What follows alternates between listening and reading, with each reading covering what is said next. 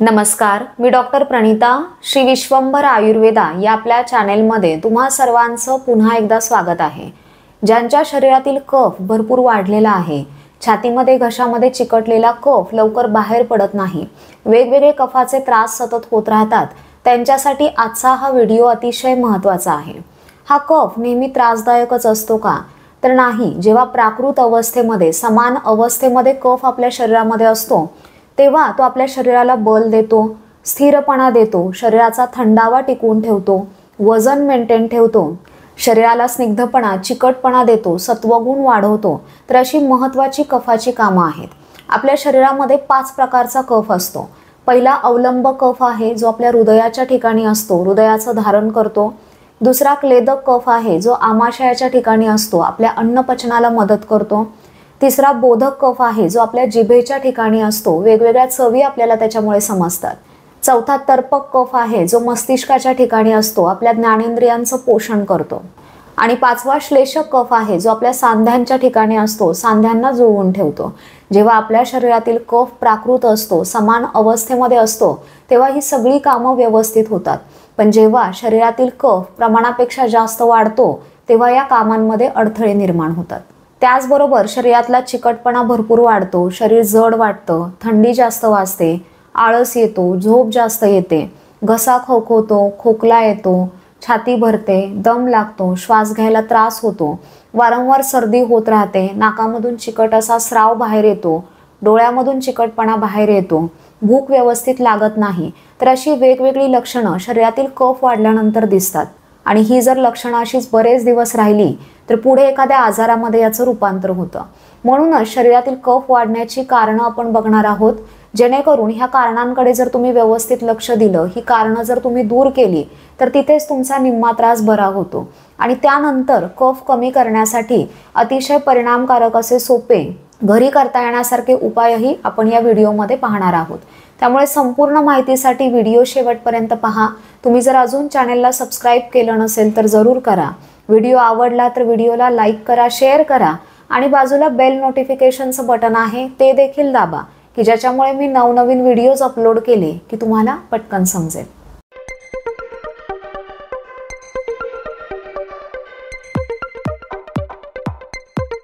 कफाचे गुण जर आपण बघितले तर हा गुरु म्हणजे जड असतो, स्निग्ध, थंड, चिकट, गुळगुळीत असतो। जेव्हा या गुणाच्या समान पदार्थ आपल्या खाण्यामध्ये वारंवार येतात तेव्हा शरीरातील कफ वाढतो। म्हणजेच मांसाहारासारखे पचायला जड असणारे पदार्थ अधिक प्रमाणामध्ये खाणं, मासे खाणं, तेलकट तळलेले पदार्थ, गोड, आंबट, खारट चवीचे पदार्थ अधिक खाणं, आईस्क्रीम, कोल्ड्रिंक्स यासारखे थंड पदार्थ खाणं, थंड पाणी पिणं, जास्त पिकलेली थंड स्वभावाची फळं खाणं, त्यातही केळी, पेरू, सीताफळ ही फळं भरपूर कफ वाढवतात। त्यानंतर दूध, त्यातही म्हशीचं दूध भरपूर कफ वाढवतं, तर ते तुमच्या पिण्यामध्ये असणं किंवा दुधापासून बनवलेल्या मिठाया खाणं याने कफ भरपूर वाढतो। जर तुमची आधीच कफ प्रकृती असेल आणि ह्या गुणाचे पदार्थ जर वारंवार तुमच्या खाण्यामध्ये येत असतील तर तुमच्या शरीरातील कफ नक्कीच वाढणार आहे। त्याच्यामुळे ज्यांना कफाचा त्रास आहे त्यांनी हे पदार्थ खाणं टाळलं पाहिजे। त्यानंतर कफ वाढवणारा विहार जर तुमचा असेल, म्हणजे सतत पाण्यामध्ये, थंडी वाऱ्यामध्ये वावर असेल, शरीराची अजिबात हालचाल नसेल, व्यायाम नसेल, झोप भरपूर असेल, त्यातही दिवसा झोपणं असेल, तर याने शरीरातला कफ भरपूर वाढतो। त्याच्यामुळेच तुमच्या शरीरातील कफ भरपूर वाढत असेल तर आहार विहाराकडे लक्ष देणं गरजेचं आहे। त्यानंतर सर्दी, ताप, सायनोसायटिस यासारखे इन्फेक्शन्स असतील किंवा श्वसन मार्गाशी रिलेटेड इतर इन्फेक्शन्स तुम्हाला झालेले असतील, धूर, प्राण्यांचे केस, फरचं पांघरूण यासारख्या गोष्टींची ॲलर्जी असेल, स्मोकिंग तुम्ही जास्त प्रमाणात करत असाल किंवा प्रदूषण भरपूर असेल, हार्मफुल केमिकल्सच्या संपर्कामध्ये तुम्ही जास्त प्रमाणात येत असाल किंवा काही लोकांचे जॉब केमिकल फॅक्टरीजमध्ये असतात, तर अशा वेळेस त्या इन्फेक्शनच्या विरुद्ध लढण्यासाठी शरीरामध्ये कफ जास्त प्रमाणात तयार होतो। त्यानंतर ब्रॉन्कायटिस, दमा, इतर श्वसनाचे आजार जर तुम्हाला बऱ्याच वर्षापासून असतील तरी शरीरामध्ये कफ जास्त वाढतो। त्याच्यामुळे तुमच्या शरीरातील कफ जास्त का वाढतोय ते कारण शोधून त्याच्यावरती तुम्ही आधी काम केलं पाहिजे। तिथेच तुमचा बऱ्यापैकी कफाचा त्रास कमी होतो। आणि त्यानंतर राहिलेला त्रास कमी करण्यासाठी अतिशय सोपे, परिणामकारक असे घरी करता येण्यासारखे उपाय आता आपण बघूयात। पहिला उपाय आहे दिवसातून 2 ते 3 वेळा गरम पाण्याची वाफ घेणं। तुम्हाला कफाचा त्रास कमी असेल तर तुम्ही दिवसातून एखाद्या वेळेसही वाफ घेऊ शकता। याने उष्णता लागून कफ सुटाव होतो, श्वसनाचा मार्ग मोकळा होतो आणि कफ बाहेर पडण्यासाठी मदत मिळते। याने शेक बसून सायनसच्या इथलं कंजेशन कमी होतं, तिथल्या वेदना कमी होतात आणि आराम मिळतो। दुसरा उपाय आहे, एक ग्लासभर सोसवेल इतक्या गरम पाण्यामध्ये अर्धा चमचा मीठ आणि छोटा पाव चमचा हळद घालून त्या पाण्याने गुळण्या करा। याने घशाच्या इथला कफ कमी होऊन घसा खवखवणं कमी होतं, तिथलं इन्फेक्शन आणि सूज कमी होते आणि कफ बाहेर पडण्यासाठी मदत मिळते। तिसरा उपाय आहे, गरम पाण्याच्या पिशवीने किंवा हीटिंग पॅडने रिकाम्या पोटी छाती, पोट, पाठ व्यवस्थित शेकून घ्या। सायनसचे जे काही पॉइंट्स आहेत म्हणजेच हे कपाळ, नाक, नाकाच्या बाजूला इथं डोळ्यांच्या खाली जर तुम्हाला वेदना असतील, कंजेशन असेल तर सुती कपडा तव्यावरती गरम करून त्याचा सोसवेल असा गरम शेक तुम्ही त्या ठिकाणी घ्या। तुम्हाला शक्य असेल तर शेकण्याआधी तिळाचं किंवा मोहरीचं तेल थोडंसं कोमट करून त्या ठिकाणी हलक्या हाताने मसाज करा आणि नंतर शेक घ्या। याने कफ बाहेर पडण्यासाठी मदत मिळते आणि तिथलं कंजेशनही कमी होतं। चौथा उपाय आहे मध। कफासाठीचं सर्वात उत्तम औषध मध आहे असं आयुर्वेदामध्ये सांगितलेलं आहे। ओरिजिनल मध असेल तर तो तुरट, गोड चवीचा, कोरड्या स्वभावाचा असतो। कफाचे सर्व आजार बरे करण्यासाठी मदत करतो। त्याच्यामुळेच अगदी लहान मुलांपासून ते मोठ्यांपर्यंत पाव ते 1 चमचा मध तुम्ही दिवसातून 2 ते 3 वेळा खाऊ शकता। याने कफाचा त्रास कमी होतो। पाचवा उपाय आहे ज्येष्ठ मध। याला यष्टीमधू असं आयुर्वेदामध्ये म्हटलं जातं। कफ वाढून जर तुमचा घसा खवखवत असेल, खोकला भरपूर येत असेल, दम लागत असेल तर एक बोटभर एवढी ज्येष्ठ मधाची काडी स्वच्छ धुवून त्याचे छोटे छोटे तुकडे करून घ्या। ते तुकडे 2 कप पाणी असं एकत्र उकळून 1 कप शिल्लक राहिल्यानंतर गाळून तो ज्येष्ठ मधाचा काढा तुम्ही घ्या। या ठिकाणी ज्येष्ठ मधाच्या काढीच्या ऐवजी तुम्ही अर्धा ते 1 चमचा ज्येष्ठ मधाचं चूर्ण वापरू शकता। लहान मुलांसाठी पाव चमचा किंवा त्याहीपेक्षा कमी प्रमाणामध्ये तुम्ही हे चूर्ण घेऊ शकता।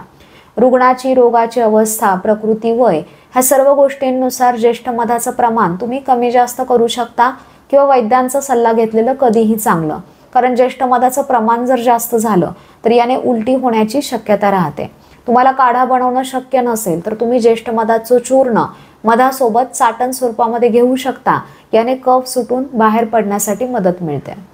सहावा, कफ कमी करण्यासाठीचा उपाय आहे 1 चमचा आल्याचा रस, 1 चमचा मध आणि 1 ते 2 चिमूट हळद हे मिश्रण एकत्र करून ठेवा। तुम्ही हे जास्त प्रमाणातही बनवून ठेवू शकता आणि मोठ्या व्यक्तींसाठी अर्धा ते 1 चमचा हे मिश्रण तुम्ही दिवसातून 2 ते 3 वेळा घेऊ शकता किंवा लहान मुलांसाठी पाव चमचा किंवा त्याहीपेक्षा कमी प्रमाणामध्ये हे मिश्रण दिलं तरी कफ कमी होण्यासाठी मदत मिळते। सातवा उपाय आहे, या ठिकाणी कफ कमी करण्यासाठी काढा मी तुम्हाला सांगणार आहे।